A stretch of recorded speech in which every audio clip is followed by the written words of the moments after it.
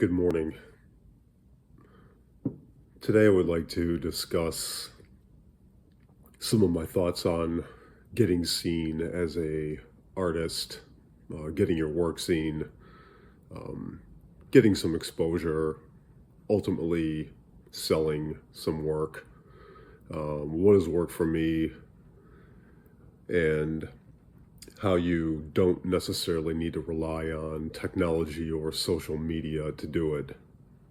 I know there are countless videos, almost exhausting at the point of plagiarism, on videos that discuss how to get likes, clicks, views, showing work in a gallery type setting in hopes that people will notice you and contact you and want to display your work. And while that may work for some people, it's been very low on the effectiveness list for me. So I will say a couple of ways that I have had work seen. I have been contacted by a few people over the years. And when I say a few, like just a few, my inbox or DM hasn't been full of messages from 50 galleries across the country wanting to display my work in their collection with their other artists. Frankly, I don't know how that happens. So, a couple of ways that I've thought about how my work has been seen, ultimately, purchased, on occasion. One, I had my own studio. The area had a very well organized, at minimum 2 times a year, huge art event where thousands of people would come over the course of a weekend. Now, with that said, I would sell some work every show, but it took thousands coming into the area, then hundreds coming into our building, and then a handful of people coming through our studio. That's what it took. It took a lot of eyes, a lot of viewers, and a lot of time.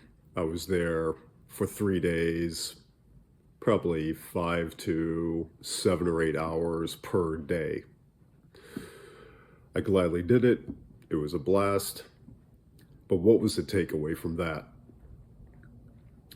It took a lot of people to see your work who were interested in possibly purchasing artwork, physically talking to you, the artist, because no one can tell your story better than you. No gallery assistant, no gallery. And that's part of what I believe they bought into. I would have discussions with people about why the work was produced, what influenced it, when it was done, where I was at the time. And that seemed to resonate with people. That I found was the most effective way to sell work. And you can talk to people, negotiate a price. You can definitely get a read for their body language, how comfortable they are. Noticing these small ways people move around, look at your work, who comes back, if they're focused on a piece. You can kind of, dial in and say, I've done this long enough. I feel like there could be a sale happening if you give them the right amount of space, say the right few things, don't come across as, aggressive or needy.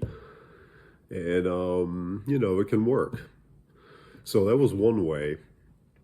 Another way that I got some exposure and ended up working for a little while with two other galleries out of the region where I live was that I had a piece in a show, a group show. Someone from another gallery, entirely unrelated, was taking a look around, sort of seeing what was out there. Maybe was there an artist they could add to, their collection. So I had gotten an email and, had a discussion with them. I asked them, how did you find me?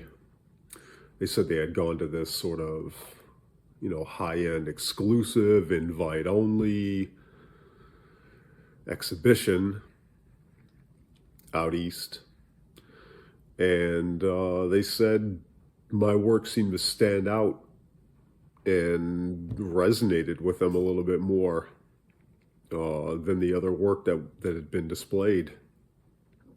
So through them, I was able to make some connections. And then from that, there had been another place where a similar thing that happened. I won't go into all the details, but that was literally something that happened, physically and organically. People were in the space, they saw the work, they talked to people, and that's how that moved. So there's just a couple of ways that you can navigate all this without the social media and constantly posting and constantly wasting your time looking at all that noise, and a lot of it's absolute garbage and entertainment. After you click off it, nothing happens. Your phone doesn't ring, you don't get a text, you don't get a DM or anything like that. So I would say if you can find ways to still, physically get out there, physically talk to people, we're still human at the end of the day. We're not robots. We still have emotions. We're still nuanced. We still all have, stories and things we are influenced by as we navigate this life. So I think I'll leave that here for today. Hope you enjoy your morning. Hope you've got a nice cup of coffee. I'm hanging out here with Gaia, the Greek goddess of the earth. And it seems to give me comfort for some reason. I don't know if it's the colors or what it is. But anyway, have a great day.